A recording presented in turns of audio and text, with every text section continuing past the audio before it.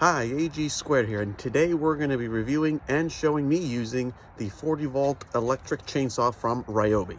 Alright, so we're going to break the video down into 4 quick segments. The first segment, I'll give you my quick and dirty review of the product. Second is I will walk through everything that comes in the box and things that don't come in the box that you really need to buy. Third, I'll actually show you how I interact with this tool and just get it ready for use. And fourth, we'll actually show a demo of me using this to cut a tree into smaller pieces that fell on right next to one of my properties that my company manages. So for the first part, my quick review. I really like this product. I think it is sturdy, it's lightweight, it's easy to use, very accessible, and it's perfect for your homeowner or small business owner that is looking for small projects to do. With that said, I really don't like how long the battery lasts us. I found that this battery really only gave me about 5 to 10 minutes of continuous operation of this tool. And if you're into any tree or contracting work, you know that that's not going to cut it. So keep that in mind. Don't go out there and buy this thinking you're going to replace your corded or gasoline powered chainsaw. That's just not the case.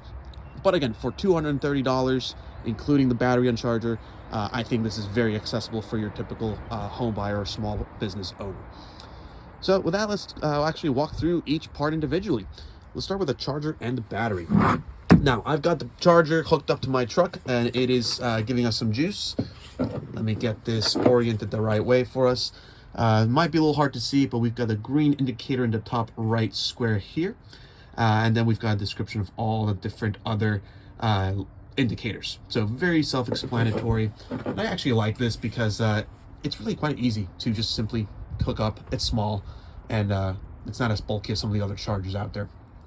And here's the ports. So all we would need to do is take our battery and slide it into here.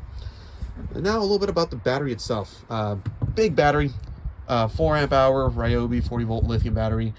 Same thing, very easy to understand how much charge you got and where it's at. So you've got the 4 squares here, and these are going to be blinking, with LEDs indicating where it's at, or it's going to be all green once it's at 100%. And if you're familiar with the Ryobi products, you know how great the user experience is in terms of just sliding these batteries into the tools and or chargers.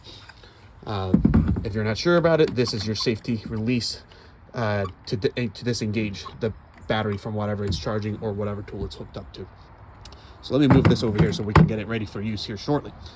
All right, next up, let's talk about the chainsaw. Real quick, just to get it out of the way, this is the container for the lubrication. Turn it counterclockwise, and then you grab your lubrication. This does not come with a product. You got to buy this separately. Don't forget to do that. Otherwise, you're going to ruin your tool. And as you're filling the container up, take a look at the 4 indicators of the various levels. You're going to want to get it all the way up to the 4th level, and before usage, make sure it has enough lubrication. Never operate this if it doesn't have lubrication. Next up, we got this little cover here, which protects you from any debris that might be coming your way. But again, when using this, make sure you're using safety goggles regardless of this protection or not. And then over here, we've got the triggers that will engage the tool, which I'll show you how to use here shortly. And then if I rotate this on its side, we expose the battery port. So let's go ahead and actually put in the battery here.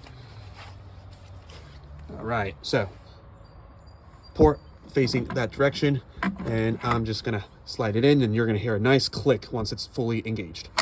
There it is. Awesome. Next up, we got to make sure we remove the cover from the blade. So that simply just slides off, very easy. There it is. Pretty. All right, and now all it comes down to is actually showing how to engage the tool.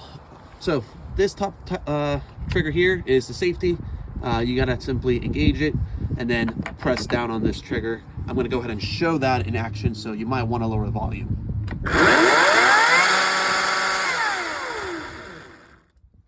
It is. All right, folks, well, that is the overview of the tool. Let's go ahead and actually show her in action.